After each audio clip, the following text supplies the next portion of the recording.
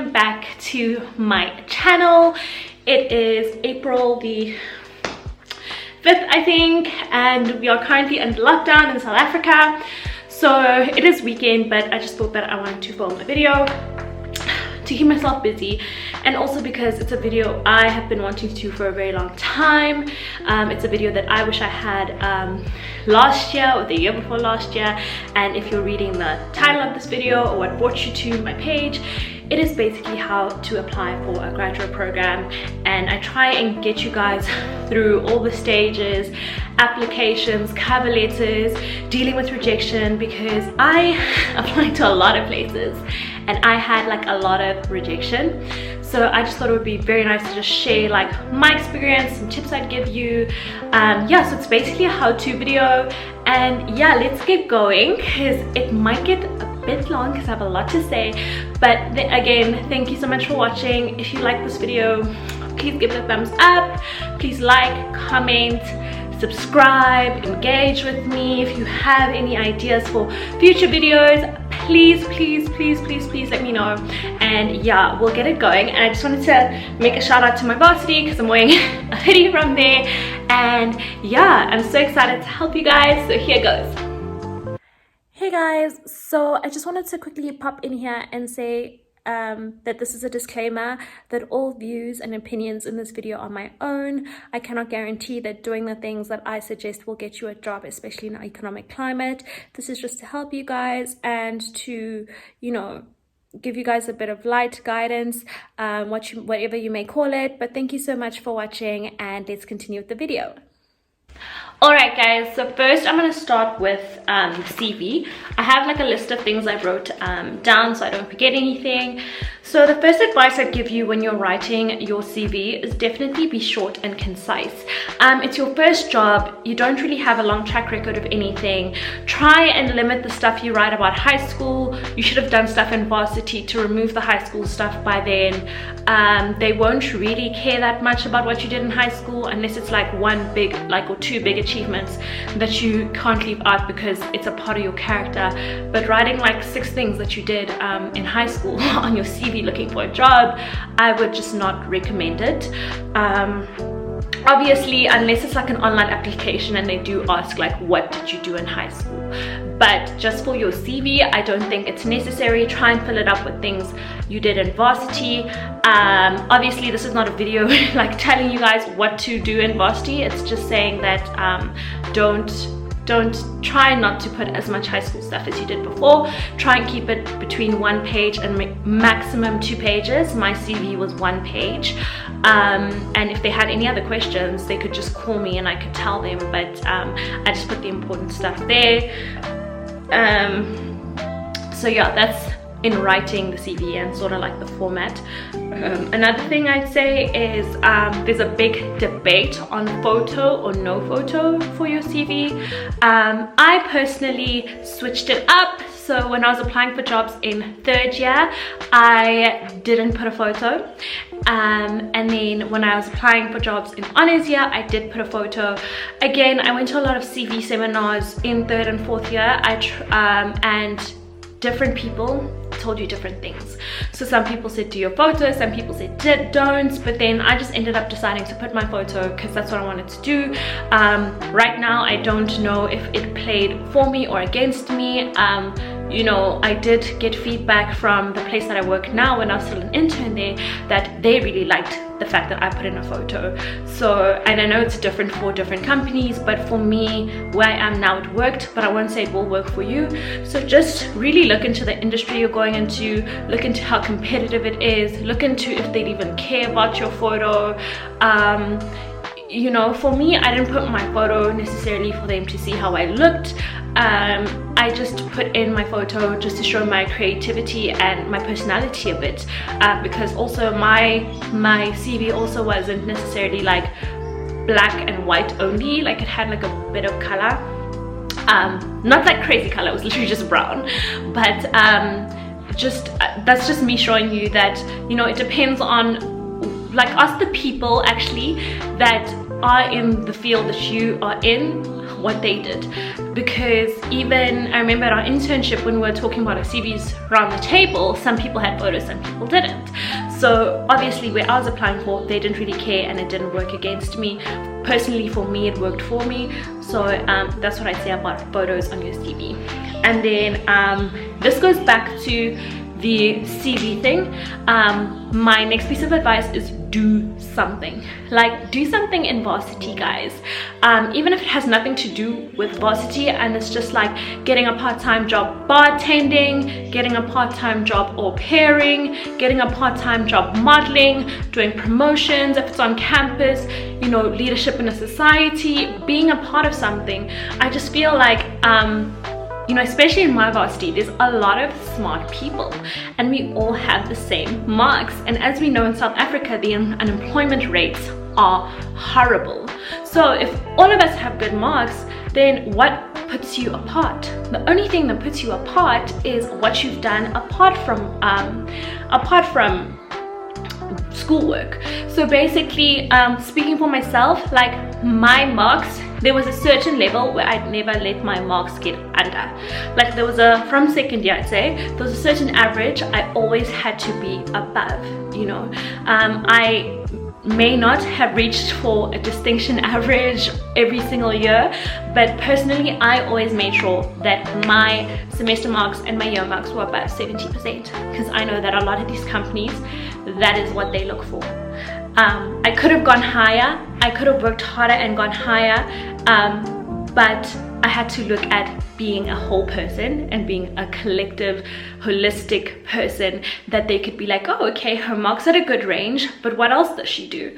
So then I was very a part of societies, I did promotions, so I was very, very busy throughout my varsity trying to build not only sort of my CV, I'd say it wasn't just about my CV, but it was also building myself as a person, being a holistic person, learning how to be under pressure both in school and whatever I'm doing on the side, and just learning how to balance things. Because at the end of the day, when you are working, that's what you do, you work on a lot of projects, at the same time. So if they can be like, oh no, this person was studying and they were part of society and they worked in promotions on the side, whoa, this person can juggle a lot, that might put you apart from other people. And essentially that's what I feel it did. And a lot of people that I do work with, they were in the same boat, where they did stuff with their residences, or you know, they were leaders at school, and it really worked for them. So that's what I'd love to say to you. If you still have time, do something. If you don't have time, just make sure that everything's aligned for you. Your CV looks nice, you know, your cover letter looks nice, everything is good for you. I'm not saying that because you didn't do anything in varsity, it's gonna write you off from getting a job, because life is not like that. But I'm just trying to put you guys in a better position, to get into a graduate program. Again, I'm not trying to confirm that this is gonna work or it's not. This is just my advice. You can take it wholeheartedly or don't take it at all, or have any criticisms about it, which I appreciate and will welcome wholeheartedly, and you can comment them down below. But this is what I feel worked for me, and especially because I was in a sort of like a field where like there were a lot of graduates and not that many jobs. I don't get categorized as a professional yet, so it's not necessarily like I was in demand, because a lot of people wanted the job, so the job was in demand. Anyways, I'm talking too much. Let me move on to cover letters. So a lot of the time they will tell you guys to write a cover letter in line with your CV and send that through. Cover letters are very difficult because you don't know what to write, you don't know what they are asking for, but the advice that I'd give you is just make it like very short and make it very concise. I'm sorry, the lighting is like changing now because the weather is acting weird, but just make it very short and very concise. Well, not short, 3 paragraphs I'd say, but small paragraphs, short and concise in terms of what you're writing. It doesn't need to be like a long story about like where you come from, and if where you come from is a big part of it, then just shorten and concise, make that story concise. Just be like, you know, coming from this background and overcoming these circumstances, I believe that this, like, and that works as well. So just show your personality, but try and do it as short and concise as possible, and also try and fit who you are into what they want. So one of the things I would say is you need to get to the point, but also show who you are with what they want. So I remember for each and every company that I wrote a cover letter, what I would basically do is I'd go to their website, go to their about page or who we are page. I'd see like the words that stick out or what type of person they were looking for. And I'm not saying that I would say that I'm that person, but out of all the words they were looking for, I would look for the traits that were similar to me, and then I'd write like a bit about that in my cover letter, just to show them that, you know, I am listening to what they're saying and I do feel like I fit into who they are. So I'm just quickly going to read out my cover letter I'm going to read out my cover letter. My cover letter is pretty much the same most of the time. I'll just tweak things up, but I've had this cover letter I think since the end of 3rd year. So here goes. Where did I put it? Yeah. Okay, so I'm not going to say the name of the company, I'm just going to say like blank, but mine was Dear Blank. It gives me great pleasure to be writing to you in regards to the graduate consultant program at blank. I have a budding mind for innovation as well as analytical strengths. Therefore, I believe that I have the right traits to enter the consulting profession. I am very excited to apply for an opportunity that will expand my horizons and instill personal growth in me. So that first paragraph was basically like the cushiony thing. I mentioned my analytical strengths. I mentioned like how excited I was. It was just like a very nice like hello introduction. And then I'll just move to the next 2 paragraphs, which is basically the main points of my cover letter. So I'm currently an honors student in corporate finance and investments, and I am passionate about globalization and how every country in the world is intertwined. I added that because with consulting, you work with a lot of like global, you know, cases, you deal with, you know, different things all the time, and like that is what the company said that they're very into, and I feel that I'm genuinely into globalization. There were other traits, but I didn't choose to write about those traits because I'm not into that, and I didn't want to basically lie. I believe that I'm a hardworking individual who's dynamic and determined. Through corporate finance and investment, I'm able to build my logical, analytical, and tactical strengths in my leadership roles in campus. I've grown my teamwork and leadership characteristics, which in turn makes me a holistic person that is prepared for the corporate environment. So there, I just basically said how my degree is intertwining into being ready for work. And then the next paragraph, as a woman, I regard myself a leader, a mover, and a thinker, a hardworking, social, and open-minded individual who is very inquisitive and has a need for consistent personal growth and success. I'm currently the chairperson of the Wits Investment Society and previously held the position of strategic officer in the School of Economics and Business Science. I am the embodiment of a curious-minded and challenge-seeking woman, because not only do I want to plant the seed of success and growth within me, but my goal in life is to inspire, grow, and impact the lives of as many people as I can. And that was a very genuine sentence, because everything I've done to this point is to impact the lives of people. So don't write something that isn't true. Like, be very honest with yourself. Anyways, then the last part is just basically telling them what I'm doing. Enclosed is my CV and academic transcript, which will aid in giving you better insight into my skill set and qualities. I look forward to hearing from the blank team, and thank you for your time and consideration. So, and that is what I wrote for my cover letter. Obviously, it can be different for any one of you, but that is basically the template that I felt worked. Sometimes it worked, and I guess sometimes it didn't, because I got a lot of rejection as much as I got a lot of chances, but I mostly got rejection. I was not one of those people who had so many offers in front of them and was like, which one should I pick? That wasn't me. I literally had one offer and I took it. So yeah. Anyways, that is on cover letters. So let me just move to applications. So sometimes it's not a situation where they like send your CV and your cover letter and that's it. Sometimes the company will want you to write the application on the website and whatever, and they'll give you a chance to write in the box about yourself. Again, like, don't write too much in the box. When you just have a box and you're writing, you don't know how much you're writing. So what I would do is I'd see the question, I'd open up my Microsoft Word, and then I'd write everything I wanted to write. I made sure that it was no longer than like 8 lines. Like at 8 lines on a normal Microsoft Word font 12, then I'd plug it in. Sometimes I felt like that was too long, but the thing is, when you just write in a box on a website, you could go on and on and on and on, and they are not going to read that. Even if it's like 4 lines on Microsoft Word, that's perfectly fine as long as you get to the point. I feel like the thing about this is getting to the point.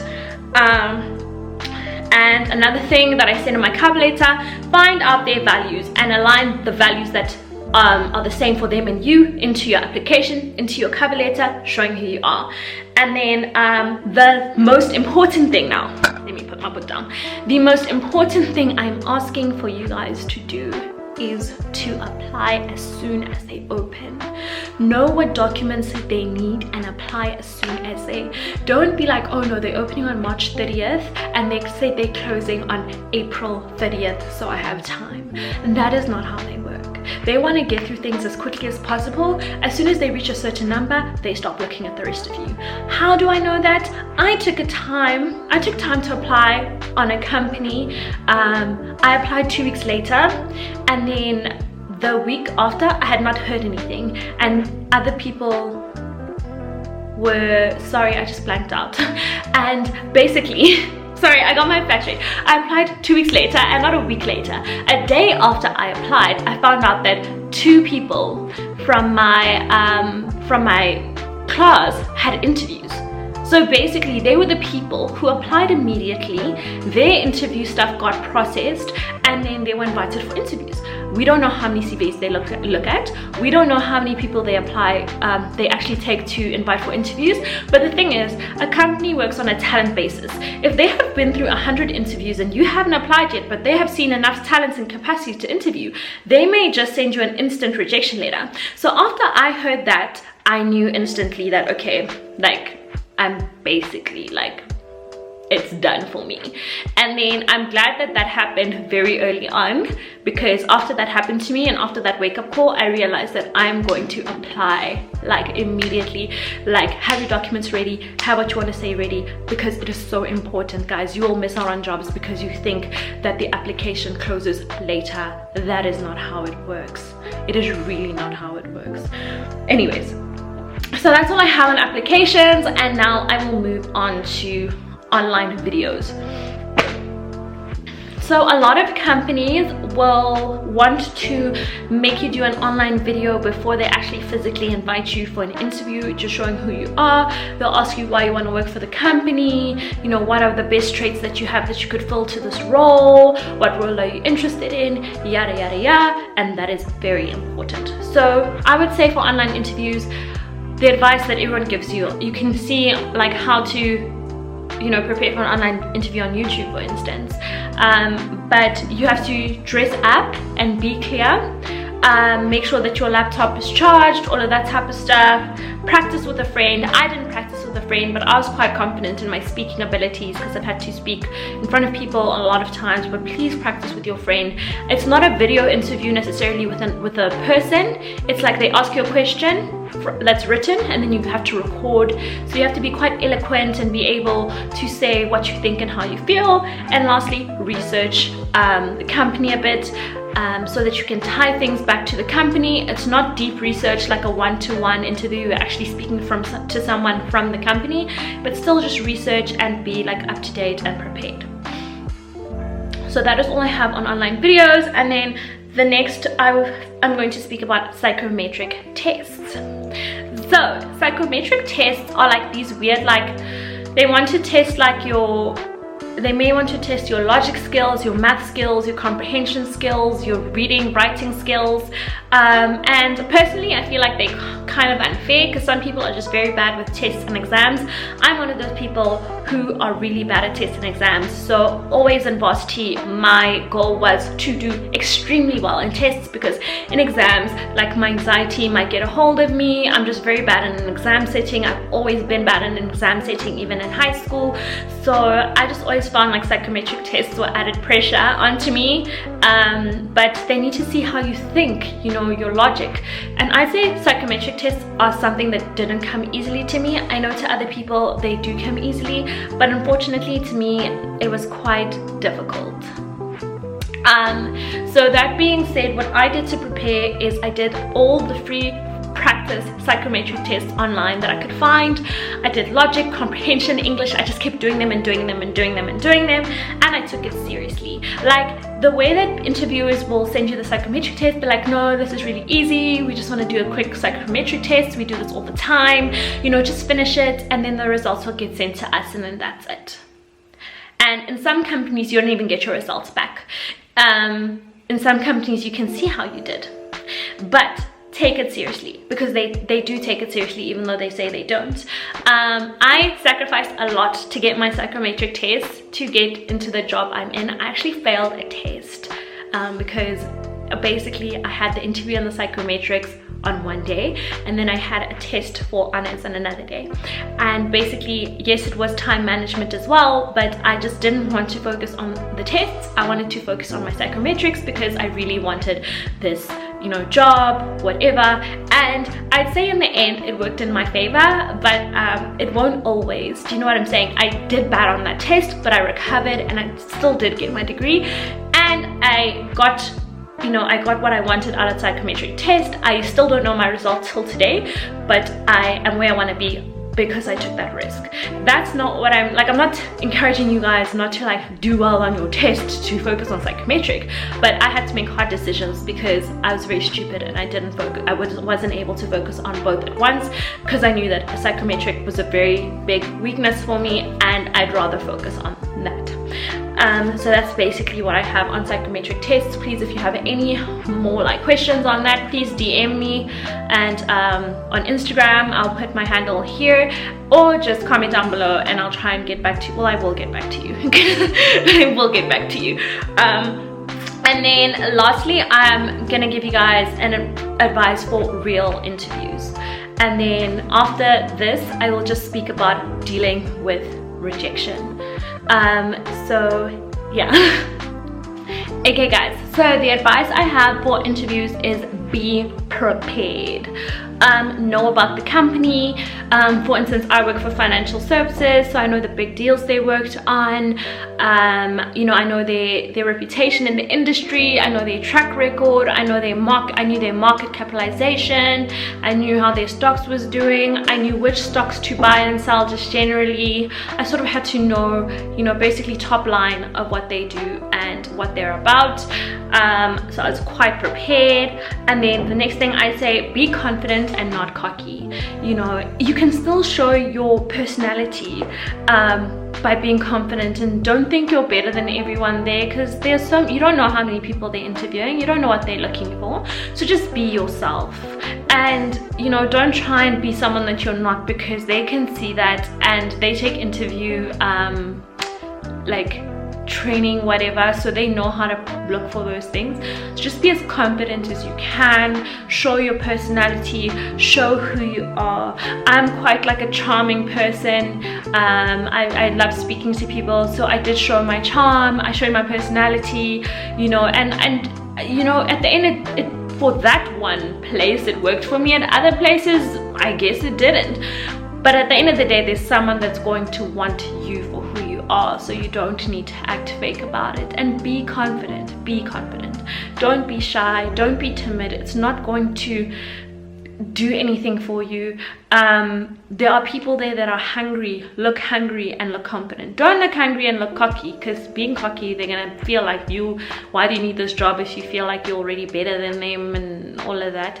But that's what I'd say for interviews. There isn't anything much to it, but just show who you are. And you know, if it doesn't work out, there's gonna be someone that wants you, or that's just not the path that God aligned for your life, and that's okay. You don't know what God aligned for your life. And yeah, so then that is basically the steps for those things that I told you. And then lastly, I just want to speak about dealing with rejection. Rejection is quite difficult. And I'm not going to lie to you guys. I'm not going to tell you that I took rejection easily. When I got my first rejection, I cried and I stayed in my room. I didn't study for 2 days. And I know that's dramatic, but it was a company that was very promising and the recruiter seemed like they liked me a lot. That's another thing, don't take what recruiters say to heart, because they are also trying to charm you when they come to your varsity or when they call you to check information about you or whatever. Like, don't think you've got it in the bag until you've gotten that email or that call. And I think that's one thing I did very early on, and I was just broken, and I just sort of had to build myself up. And going through that experience, the other rejections weren't as difficult. I went through a lot of rejections.